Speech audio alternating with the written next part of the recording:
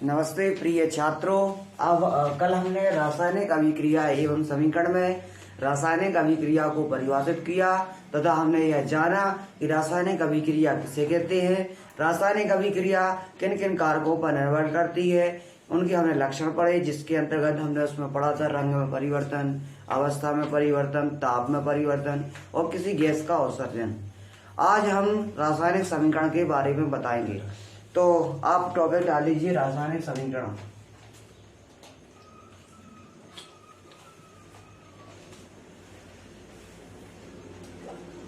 इसे इंग्लिश में chemical equations कहते हैं, अर्थात रासायनिक समीकरण। आपको यह विदित होगा कि कल हमने इसको भी परिभाषित करवाया था और हमने यह बताया था कि रासायनिक समीकरण किसे कहते हैं। तो रासायनिक समीकरण कहलाता क्या है, इसके बारे में आज हम आपको और डिटेलिंग जानकारी देंगे। इसमें हमने रासायनिक समीकरण वह चीज कहलाती है जो कि रासायनिक अभिक्रिया का एक संक्षिप्त रूप होता है। हमने बताया कि यदि आप किसी गाड़ी में आगे जा रहे हैं या किसी रोड पे जा रहे हैं तो किसी संक्षिप्त अक्षर या कोई संकेत के द्वारा हम उस आगे की डायरेक्शन को, आगे की जो दिशा है उसके बारे में पूर्वानुमान लगा सकते हैं।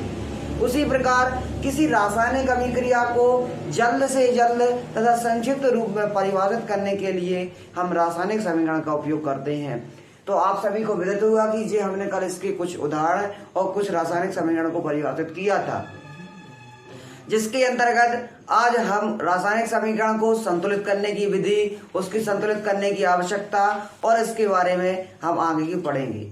तो अब हमने कल परिभाषित किया था रासायनिक समीकरण को, तो आपको यह विदित होगा कि हमने बताया था कि रासायनिक समीकरण किसे कहते हैं। तो हमने यह बताया था क्या कि रासायनिक अभिक्रिया को, केमिकल रिएक्शंस को यदि हम संक्षिप्त रूप में अर्थात छोटे रूप में यदि हम संकेतों के द्वारा परिभाषित करते हैं तो जो समीकरण प्राप्त होता है उसे हम रासायनिक समीकरण कहते हैं। यदि हम इसकी परिभाषा की बात हो जाए, रासायनिक समीकरण की परिभाषा, तो आप लिख सकते हैं कि रासायनिक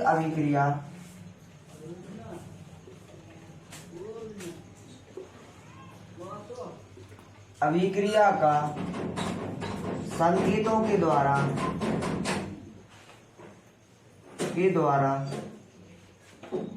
संक्षिप्त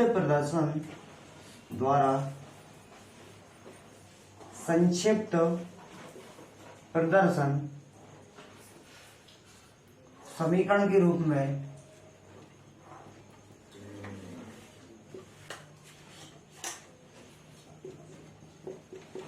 रासायनिक समीकरण कहलाता है।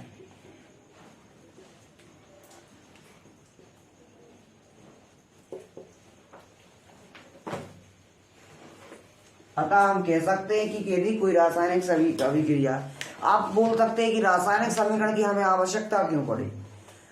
तो रासायनिक समीकरण की आवश्यकता इसीलिए पड़ी क्योंकि जब रासायनिक अभिक्रिया को अपन लोग लिखते हैं तो रासायनिक अभिक्रिया कम से कम 2 से 3 लाइनों की होती है और इतनी बड़ी लाइनों को हम कम समय में जल्दी से जल्दी नहीं पढ़ सकते, क्योंकि रासायनिक अभिक्रिया आप लोग जानते हैं कि बहुत ही तीव्र गति से तथा मंद तथा सब प्रकार की अभिक्रियाएं होती हैं। जैसे मंद गति का आप उदाहरण ले सकते हैं, जंग लगना।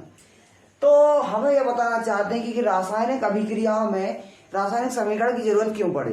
तो रासायनिक अभिक्रिया को लिखने के लिए आपको समय बहुत ज्यादा लगता होगा, क्योंकि उसको 1 या 2 लाइनों में व्यवस्थित किया जा सकता है। उसे समझने में बहुत सारी दिक्कत जाती होगी क्योंकि इसमें भाषाई रूप है। लेकिन रासायनिक समीकरण को आप बहुत ही कम समय तथा इसे संक्षिप्त रूप में आप जान सकते हैं। जैसे यदि आप एक उदाहरण से समझें, जैसे आपका पहला क्रियाकलाप था Mg अर्थात मैग्नीशियम, जब रेवन को ऑक्सीजन की उपस्थिति में हम जलाते हैं तो MgO प्राप्त होता है। तो आप इतनी सारी भाषा को यदि आप इतने छोटे कम शब्दों में लिख सकते हो तो इसे ही तो हम लोग समीकरण कहते हैं। तो रासायनिक समीकरण को हमें यह समझ में आ गया होगा कि Mg और O2 से MgO बना। इसका अर्थ क्या होगा, अब हम लोग रासायनिक अभिक्रिया को कैसे पढ़ेंगे कि जब मैग्नीशियम रिबन को ऑक्सीजन की उपस्थिति में जलाते हैं तो मैग्नीशियम ऑक्साइड प्राप्त होता है। तो हम इतनी बड़ी अभिक्रिया को हम लिखने के लिए, समझने के लिए बहुत टाइम लग जाता है। लेकिन यहाँ पे आपको डायरेक्ट दिख रहा होगा कि मैग्नीशियम को ऑक्सीजन के साथ गर्म कर दिया, यहाँ पे डेल का निशान हमको गर्म के लिए प्रदर्शित होता है। तो आपको डायरेक्ट पता चल गया कि यहाँ पर मैग्नीशियम रेवन जलाया जा रहा है और इससे आपको मैग्नीशियम ऑक्साइड प्राप्त हो रहा है। यदि आप इसमें और आगे बढ़ेंगे तो इसमें आपको लिखा मिलेगा एस अर्थात जे, जी अर्थात इसकी भौतिक अवस्था को भी पता चल जाएगा कि इसकी भौतिक अवस्था क्या होगी। अर्थात रासायनिक समीकरण आपको बहुत सारी चीजों के बारे में एक्स्ट्रा जानकारी देता है, तो आप इसे नोट्स कर सकते हैं और इसके बाद हम आगे पढ़ेंगे। कृपया नोट करें।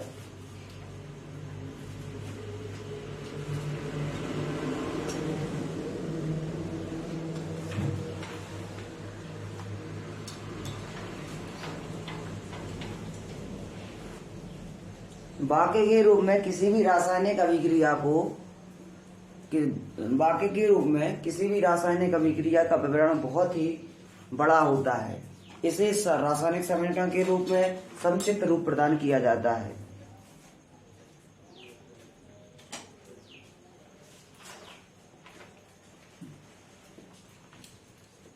अब हम आपको यह बता देते हैं कि यहाँ पर इस अभिक्रिया में मैग्नीशियम को वायु की उपस्थिति में अर्थात ऑक्सीजन की उपस्थिति में जलाया जा रहा है। तो यहाँ पर मैग्नीशियम और ऑक्सीजन यहाँ पर अभिकारक हैं, अभिकारक। इसे इंग्लिश में रिएक्टेंट्स कहते हैं, जो क्या करते हैं, अभिक्रिया में पार्टिसिपेट करते हैं, अभिक्रिया में हिस्सा लेते हैं, भाग लेते हैं।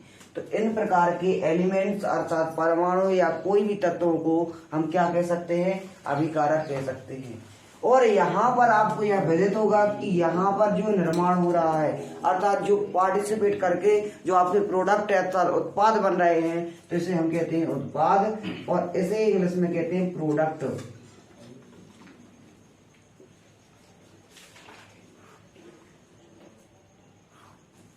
इसे अपन लोग कहते हैं प्रोडक्ट। अर्थात हम यह कह सकते हैं कि किसी भी रासायनिक अभिक्रिया में भाग लेने वाले पदार्थ अभिकर्मक कहलाते हैं तथा रासायनिक अभिक्रिया के दौरान जो पदार्थों का निर्माण होता है उन्हें हम क्या कहते हैं, उत्पाद कहते हैं। आपको एक नंबर में अभिकारक तथा उत्पाद की परिभाषा भी पूछी जा सकती है, तो आप इसकी परिभाषा भी लिख सकते हैं। तो एक बार हम फिर से बता दें कि अभिकारक किसे कहते हैं, कि अभिकारक उन चीजों को कहते हैं जो रासायनिक अभिक्रिया में पार्टिसिपेट अर्थात हिस्सा लेते हैं और जो रासायनिक अभिक्रिया के परिणाम स्वरूप बनते हैं उन्हें हम रासायनिक उत्पाद या उत्पाद कहते हैं। तो हमें आशा है कि आपको यह समझ में आ गया होगा, तो आप कृपया कर नोट कर लें।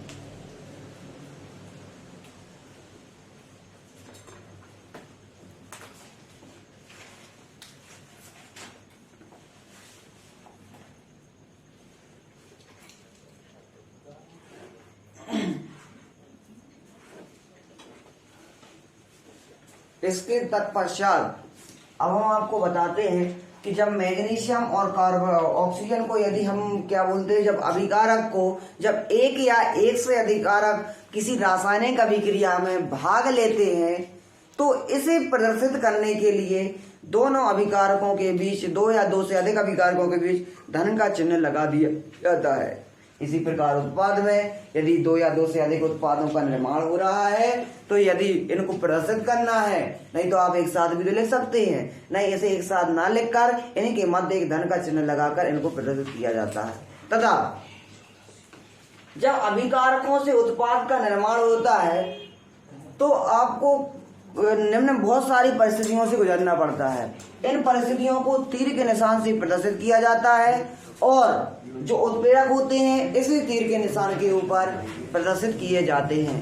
तो हमें यह आशा है कि आपको रासायनिक समीकरण के बारे में थोड़ी समझ विकसित हो चुकी होगी। उसके तत्पश्चात आपको क्या समझ में आ गया होगा कि अभिकारक, उत्पाद और उनके मध्य तीर का निशान, धन का चिन्ह क्यों लगाया जाता है।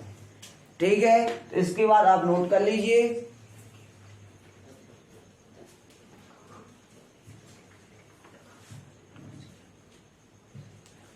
और आपको यह एक बात और बता दें कि अभिकारकों को बर हमेशा राइट हैंड साइड अर्थात कहाँ पे, इस साइड लिखा जाता है राइट हैंड साइड में, और बर हमेशा उत्पाद को लेफ्ट हैंड साइड में लिखा जाता है। यह हमेशा सर्वमान्य नियम है, क्योंकि आप समझ सकते हैं कि RHS में अभिकारकों को तथा LHS अर्थात लेफ्ट हैंड साइड में इसको लिखा जाता है।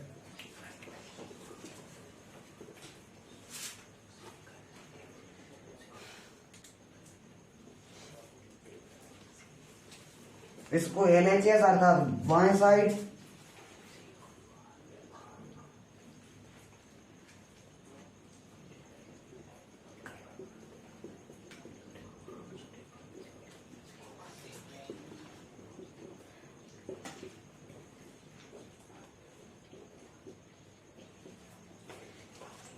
अभिकारकों को बाएं ओर और इसको कहां पे दाएं ओर लिखा जाता है। ठीक है,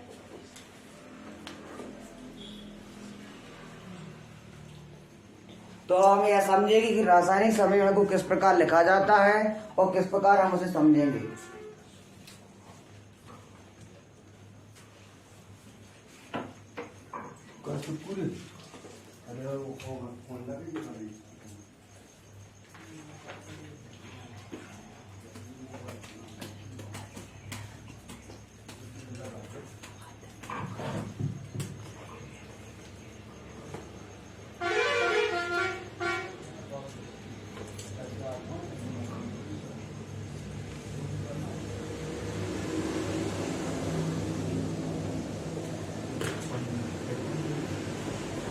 इसके तत्पश्चात हम पढ़ेंगे क्या, रासायनिक समीकरण। रासायनिक समीकरण को संतुलित क्यों करना आवश्यक है। रासायनिक समीकरण का संतुलन,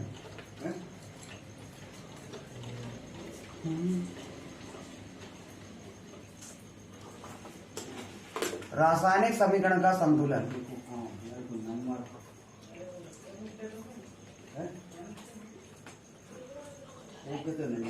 रासायनिक समीकरण का संतुलन।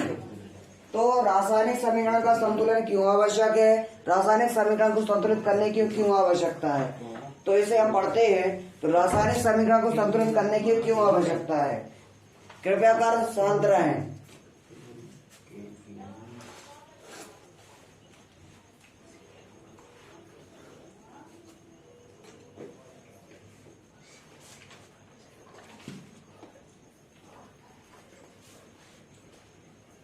जैसे यदि क्रियाकलाप फर्स्ट का उदाहरण लेते हैं, जैसे आपको पता है Mg अर्थात मैग्नीशियम प्लस ऑक्सीजन रेवन को यदि जलाते हैं तो आपको MgO प्राप्त होता है, अर्थात मैग्नीशियम ऑक्साइड प्राप्त होता है। इसका अर्थ क्या होगा, इसका अर्थ यह होगा कि मैग्नीशियम और ऑक्सीजन को आपस में जलाते हैं तो MgO प्राप्त होगा। तो यहाँ पर आप देख सकते हैं कि यहाँ ऑक्सीजन के आपको 2 परमाणु हिस्सा ले रहे हैं, लेकिन यहाँ पर ऑक्सीजन का एक ही परमाणु हिस्सा ले रहा है। लेकिन आप सभी को यह विदित है कि द्रव्यमान संरक्षण का नियम, जो कि लेबुजियर ने दिया था, द्रव्यमान संरक्षण का नियम,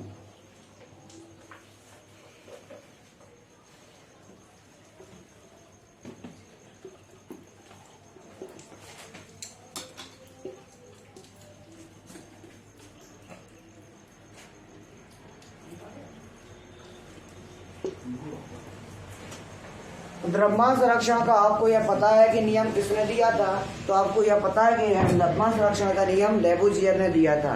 द्रव्यमान संरक्षण का नियम क्या कहता है कि किसी भी रासायनिक अभिक्रिया में भाग लेने वाले अभिकारकों का कुल द्रव्यमान उत्पादों के कुल द्रव्यमान के बराबर होना चाहिए। अर्थात अभिक्रिया में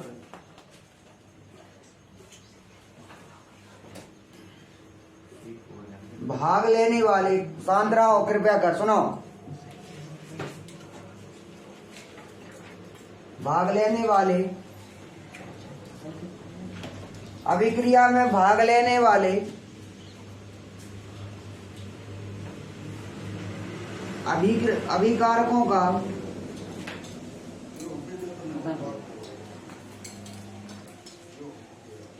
कुल द्रव्यमान उत्पादों के कुल द्रव्यमान के बराबर होता है।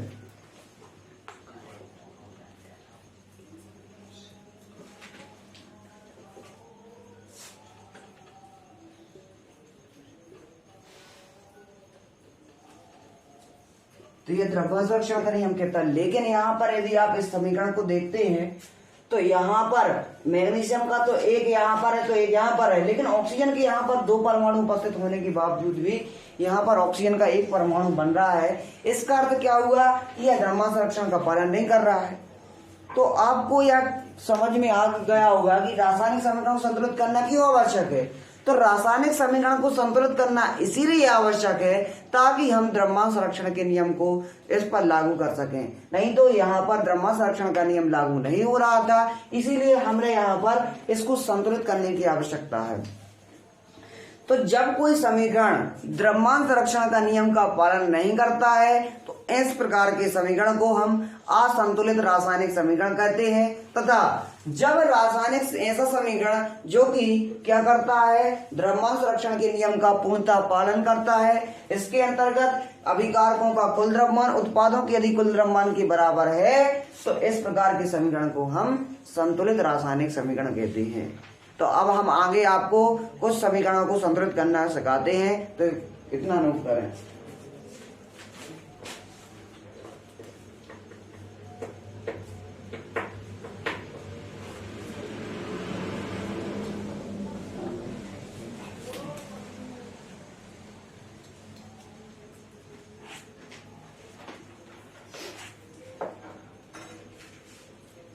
इसके पश्चात अब हम रासायनिक समीकरण को संतुलित करने की बात करते हैं। तो रासायनिक समीकरण को संतुलित कैसे किया जाता है, क्यों किया जाता है और कैसे किया जाता है, ये हम बताते हैं। तो हमने सबसे पहले आपको इसका उदाहरण दिया था मैग्नीशियम का। Mg से यदि प्लस O2 बन रहा है तो हमने आपको बताया था MgO बनेगा। मैग्नीशियम प्लस ऑक्सीजन तो मैग्नीशियम ऑक्साइड। तो आपको यहाँ पर दिख रहा हो, आपको सर्वप्रथम यदि किसी रासायनिक आपको पेपर में 5 नंबर के आपको समीकरण को संतुलित करने के लिए आएंगे, चाहे 11वीं क्लास हो चाहे 10वीं क्लास हो, तो यहाँ पर आपको कैसे संतुलित करना है तो कृपया कर यहाँ पे सुने। तो जैसे यदि आपको इस समीकरण को संतुलित करना है तो आपको करना कुछ नहीं है, आपको सर्वप्रथम अभिकारक में उपस्थित परमाणु को गिनना है कि कितने परमाणु हैं। तो आपको यहाँ पे दिख रहा होगा कि यहाँ पर मैग्नीशियम और ऑक्सीजन के परमाणु उपस्थित हैं। और अब हमको यह देखना है कि यहाँ पर मैग्नीशियम के कितने परमाणु उपस्थित हैं और ऑक्सीजन के कितने परमाणु उपस्थित हो। तो यहाँ पे आपको दिख रहा होगा कि मैग्नीशियम के यहाँ पर 1 परमाणु उपस्थित है और ऑक्सीजन के यहाँ पे 2 परमाणु उपस्थित है। तो इतने ही परमाणु आपको उत्पाद में होने चाहिए। तो आप क्या करेंगे, यहाँ पे आप देख सकते हैं कि मैग्नीशियम का तो 1 है लेकिन आपको ऑक्सीजन के 2 चाहिए। तो आपको क्या करना है कि यहाँ पर ऑक्सीजन के लिए 2 को कर देना है आगे। तो यहाँ पर आप देख सकते हैं कि मैग्नीशियम के इस तरफ 2 हो गए। यहाँ पे आप देख सकते हैं मैग्नीशियम और ऑक्सीजन के कितने कितने हैं, 1 है। लेकिन मैग्नीशियम का यहाँ पे भी 1 है और यहाँ पर भी 1 है, इसका अर्थ तो सही हुआ। लेकिन यहाँ पर ऑक्सीजन के 2 है और यहाँ पर ऑक्सीजन का 1 है। लेकिन यहाँ पे यदि आप समझते हैं तो मैग्नीशियम का 1 और ऑक्सीजन का 1 होने के कारण क्या होता है, तो यहाँ पे आप देख सकते हैं कि यदि आपको यहाँ पर मैग्नीशियम के 2 करने हैं, यदि आपको ऑक्सीजन के यहाँ पे 2 करने हैं तो आपको यहाँ पे 2 का गुणा करना पड़ेगा। अर्थात हम 2 का गुणा ऑक्सीजन से कर देंगे तो इससे क्या होगा कि यहाँ पर 2 MgO हो जाएगा। और यहाँ पर जैसे 2 MgO हो गया तो इसका अर्थ क्या हुआ कि यहाँ पर मैग्नीशियम के 2 हो गए और ऑक्सीजन के 2 हो गए। तो इसका अर्थ क्या हुआ कि ऑक्सीजन के तो यहाँ पे 2 हो गए, अर्थात मैग्नीशियम के यहाँ पे भी 2 हो गए। तो आप यहाँ पे देख सकते हैं कि मैग्नीशियम के यहाँ पे 2 है तो यहाँ पर भी मैग्नीशियम के 2 है और ऑक्सीजन के 2 है, अर्थात यहाँ पे भी ऑक्सीजन के 2 है। अतः यह समीकरण कैसा हो गया, संतुलित हो गया। तो नोट कर ले।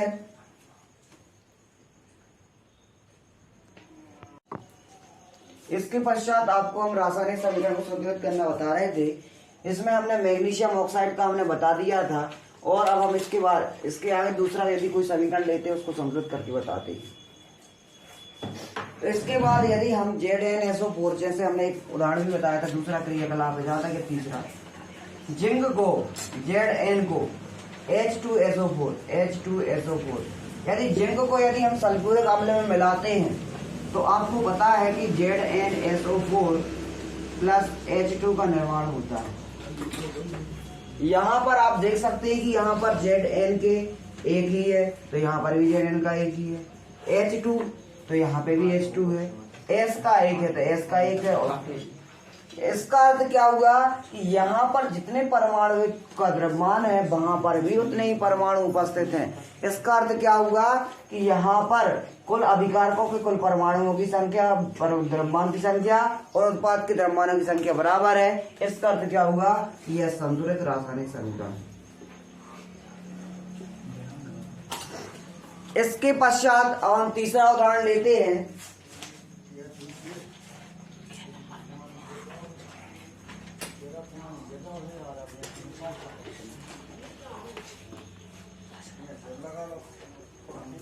Fe+H2O, आपके में यहाँ पे लिखा है H2O,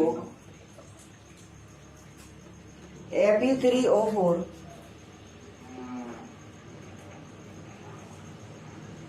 Fe3O4 प्लस H2। तो आप यहाँ पे समझ सकते हैं कि यहाँ पर Fe और H से यदि जल को जोड़ते हैं तो Fe2O4 और H2 अर्थात हाइड्रोजन गैस निकलती है। तो शांत रहे और यहाँ पे देखें, ठीक है ना। तो यहाँ पर आप देख सकते हैं कि आयरन की यहाँ पर एक ही परमाणु उपस्थित है, लेकिन यहाँ पर 3 परमाणु उपस्थित हैं। तो आपको क्या करना है, यहाँ पर आपको 3 लिख देना है। तो आप यहाँ पे देख सकते हैं कि आयरन का और यहाँ पर भी आयरन का कंप्लीट हो गया है।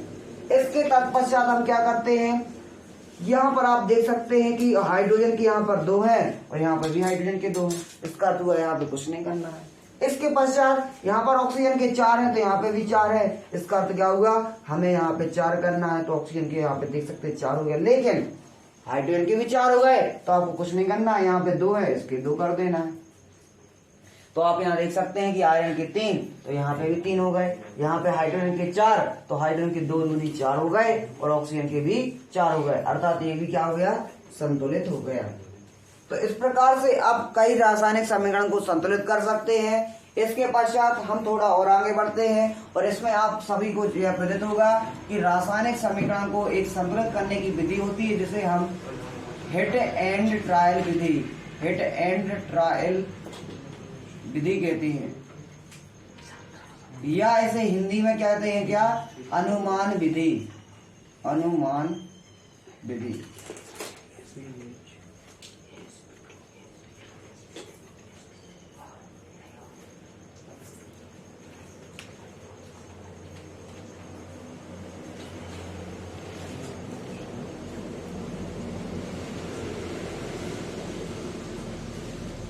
तो अपना अगला टॉपिक है, इसका हमें लगता है कि आपको आशा है कि यह समझ में आ गया होगा।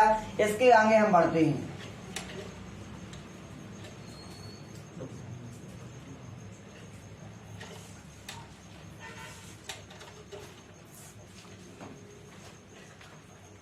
भौतिक अवस्थाओं के संकेत लिखना। टॉपिक है भौतिक अवस्थाओं के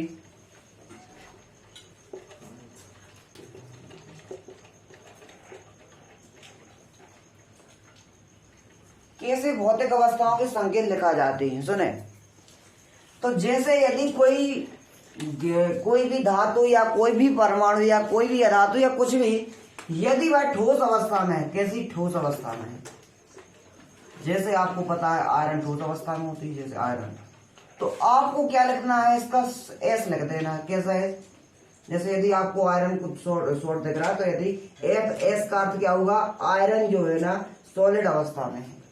जैसे यदि जल लिख दिया H2O, S लिख दिया, इसका अर्थ क्या, वो जल है ना सॉलिड अवस्था था भारत में उपस्थित है।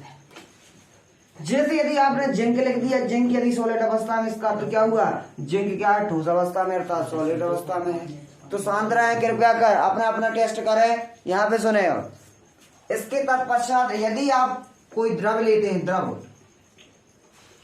द्रव यदि आप कोई द्रव लेते हैं, जैसे क्या ले लिया, जल, तो जल यदि आपको पता है जल एक द्रव है, यदि वह कैसा है, द्रव अवस्था में है, तो आप इसे एयर अर्थात लिक्विड कह सकते हैं, ठीक है ना। यदि आपको पता है बेंजीन C6H6 ये भी लिक्विड अवस्था में होता है, तो आप इसे एयर लिख सकते हैं। अर्थात कहने का उद्देश्य यह है कि यदि आपके पास यदि कोई भी परमाणु यदि यदि आपके पास कोई भी परमाणु यदि ठोस अवस्था में है तो आप उसके नीचे एस लिख देते हैं, और यदि कोई द्रव अवस्था में है तो उसके नीचे एल लिख देते हैं, तथा यदि कोई गैस अवस्था में है तो उसके नीचे क्या लिख देते हैं, जी लिख देते हैं। तो आप इस प्रकार से लिख सकते हैं। और एक और होता है जलीय विलयन। जलीय विलयन इसे एक यू से प्रदर्शित करते हैं, इसे इंग्लिश में एक्वास भी कहते हैं, एक्वास। इसका अर्थ क्या हुआ कि कोई भी ऐसा विलयन जो कि जलीय अवस्था में है, जैसे नमक, जिसे नमक लिखा NaCl। अब NaCl तो सॉलिड अवस्था में, लेकिन इसमें पानी नहीं मिला दिया तो आपका क्या बन गया, नमक का घोल। तो आप इसे क्या कहेंगे, सॉलिड और लिक्विड नहीं कहेंगे, फिर इसे AQ कहेंगे। तो हमें आशा है कि आपको भौतिक अवस्था वाले कुछ संकेतों के बारे में समझ में आ गया होगा। कृपया कर हम ढंग से सुने तो आप यह समझ सकते हैं कि यदि ठोस होता है तो आप यहाँ पर जैसे आयरन ठोस अवस्था में तो आप इसके नीचे एस लिख सकते हैं। यदि यहाँ पर लिक्विड अवस्था में है कोई चीज तो जल के नीचे एल लिख सकते हैं। बेंजीन है यदि लिक्विड अवस्था में तो उसके नीचे भी एल लिख सकते हैं। और यदि कोई गैसीय अवस्था में जैसे ऑक्सीजन की बात बोले तो ऑक्सीजन गैसीय अवस्था में तो आप O2 लिखकर यहाँ पे जी लिख सकते हैं। तो कहने का उद्देश्य यह है कि उसकी भौतिक अवस्था फिजिकल स्टेट को दर्शाने के लिए रासायनिक समीकरण में इन संकेतों का उपयोग किया जाता है। सॉलिड में आप एस का उपयोग कर सकते हैं, लिक्विड में आप एल का उपयोग कर सकते हैं, और गैस में आप जी का उपयोग कर सकते हैं। और यदि जलीय विलयन होता है तो आप उसमें AQ का भी उपयोग कर सकते हैं।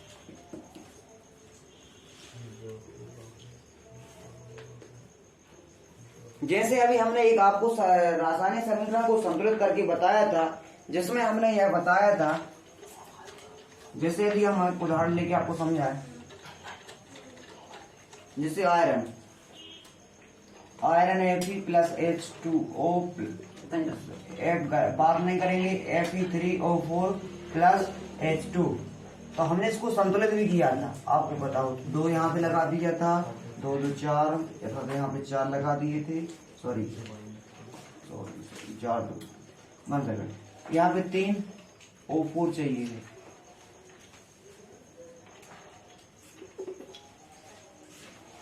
ठीक है, तो सुने,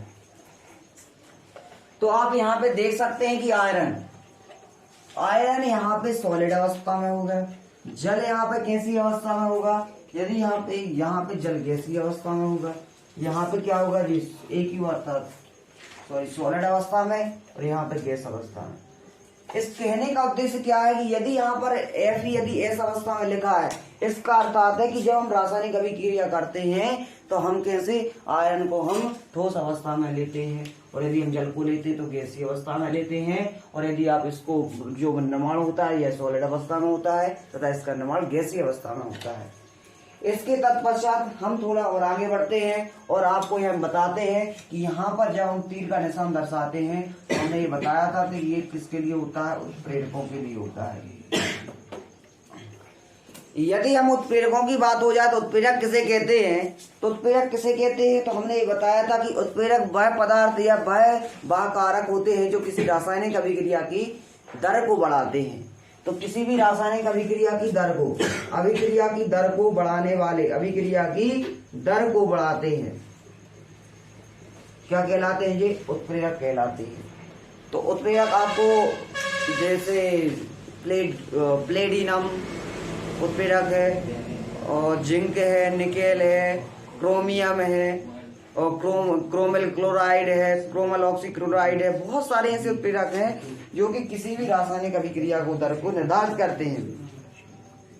तो आप यहाँ से आपने आज सीखा, क्या सीखा, आपने यहाँ पे सीखा कि रासायनिक समीकरण किसे कहते हैं, रासायनिक समीकरण को संतुलित करना क्यों आवश्यक है, और आपने रासायनिक समीकरण को संतुलित करना सीखा। तब इसके तत्पश्चात आपने इसकी भौतिक अवस्थाओं के बारे में देखा कि इसकी भौतिक अवस्था को किस प्रकार से परिभाषित किया जाता है। इसके तत्पश्चात कल हम रासायनिक अभिक्रियाओं के बारे में पढ़ेंगे, उनके प्रकार के बारे में पढ़ेंगे, जिसमें हम संयोजन, वियोजन, ऑक्सीकरण, अपचयन,